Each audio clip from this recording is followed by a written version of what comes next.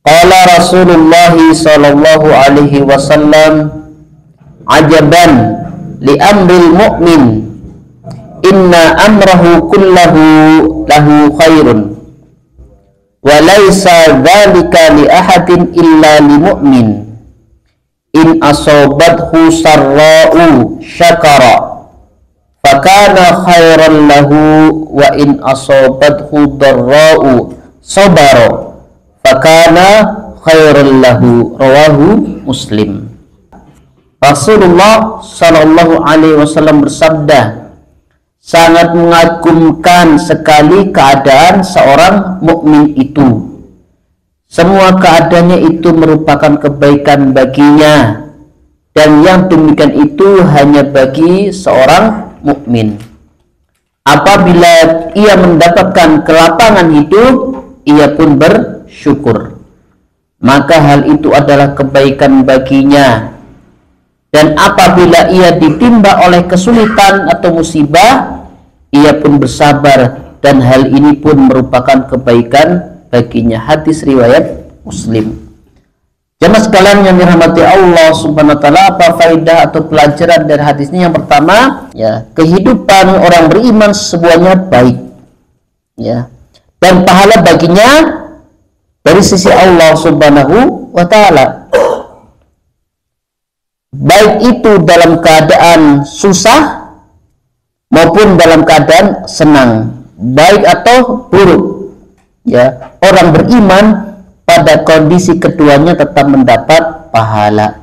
Ya, itulah hebatnya orang beriman. Jadi dalam kondisi apapun dia memiliki peluang untuk mendapatkan pahala dari Allah Subhanahu wa taala. Nanti kita akan baca bagaimana, ya, Allah Subhanahu wa taala Maha Pengampun, sampai, ya, satu duri yang menusuk di telapak kaki itu melebur dosa. Kesusahan, kegundahan, kegalauan juga menghapus dosa selama dia tidak melakukan dosa besar. Salah satunya seperti ini. Hayatul mukmin, kehidupan orang beriman semuanya baik, ya, dan dia mendapat pahala dari Allah Subhanahu wa taala baik dalam kondisi susah maupun senang, semuanya berpeluang mendapatkan pahala. Maka di sini, ya, tidak disukai mengeluh ketika diuji dengan kesusahan. Karena apa? Dia akan mengurangi pahala dari sabarnya. Kemudian juga ketika bersyukur mendapatkan kebaikan, dia akan dikurangi pahalanya. Ketika dia tidak mau bersyukur, malah dia menjadi orang yang takabur.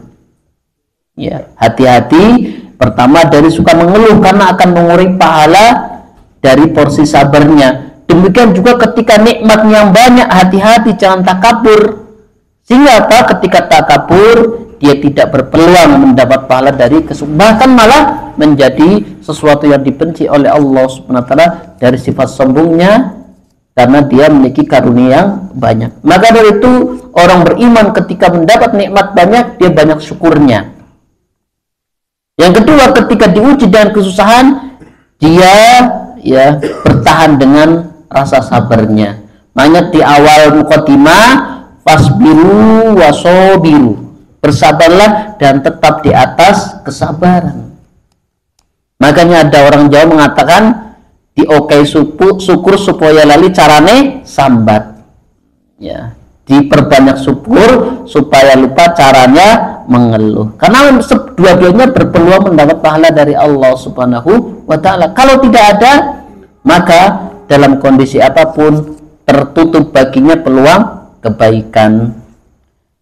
Faedah kedua, jemaah dirahmati Allah Subhanahu wa taala, orang beriman, ya, seorang beriman yang sempurna keimanannya dan tulus yakinnya kepada Allah Subhanahu wa taala, dia akan senantiasa bersyukur kepada Allah Subhanahu wa taala, karena yakin bahwa apa yang didapat adalah hakikatnya pemberian dari Allah Subhanahu wa taala, dan Allah menjanjikan bagi siapa yang suka bersyukur, la azidannakum, sungguh akan aku tambah.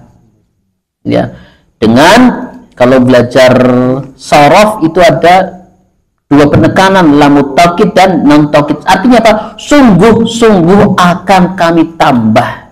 Berarti janjinya betul-betul Allah akan tepati. La azidannakum, sungguh, ya, tenin, bahasa anak kecil tenin, ya. Akan kami tambah, ya. Wa yasbir 'ala dharra, ya, dan dia bersabar setiap datang musibah datang kepadanya, dan itulah dia akan menduduki tingkat ridho ketika dia bagus kesabarannya ketika diuji oleh Allah Subhanahu wa ta'ala. Jadi orang beriman ketika diuji dengan keburukan, ya, kesusahan, musibah, dia sabar, sehingga ketika baik sabarnya dia akan naik level kepada tingkat ridho dengan ketetapan Allah Subhanahu wa ta'ala. Berbeda dengan orang yang suka mengeluh, ya. Maka puncak dari kesabaran adalah betul-betul ketika dia tiba-tiba datang ujian, dia langsung sabar. Dia tidak otomatis mengeluh ke sana kemari. Itulah sabar tertinggi. Ketika itu diuji, dia langsung semua dari Allah Subhanahu wa ta'ala. Karena ada orang yang ketika diuji dengan kesusahan, ya, statusnya 24 jam isinya mengeluh, ya. Kemudian media sosialnya diisi dengan, ya, kata-kata bijak yang aslinya ingin bercerita bahwa dia sedang diuji oleh Allah Subhanahu wa ta'ala, ya. Padahal kesabaran paling tinggi adalah ketika seorang baru mendapat ujian langsung dia bertawakal kepada Allah Subhanahu wa ta'ala, tidak mengumbar, ya, atau bahkan sampai merasa bahwa dia adalah orang paling menderita di dunia. Padahal lihat kita bagaimana sabarnya orang-orang terbaik dahulu, ya.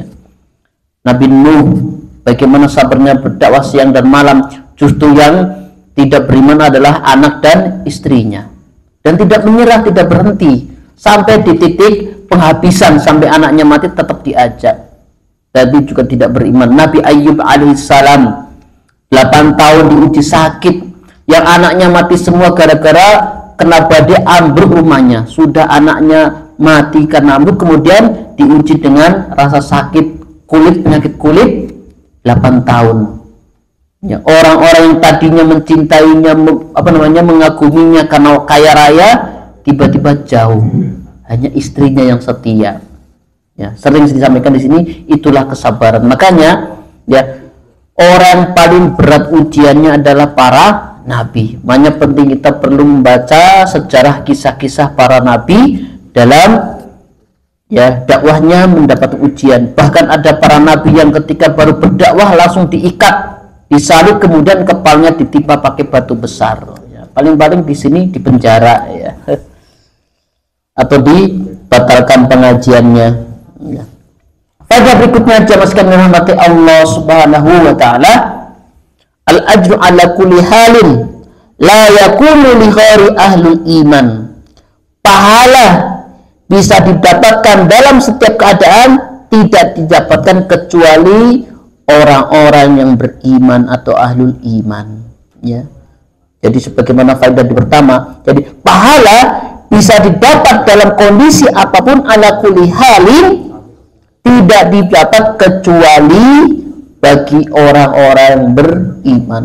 Makanya kita harus betul-betul belajar tentang keimanan, kuatnya rasa ketergantungan dengan Allah Subhanahu wa ta'ala, sehingga apa, ketika kuatnya ketergantungan kepada Allah, maka kondisi apapun dia mendapatkan pahala.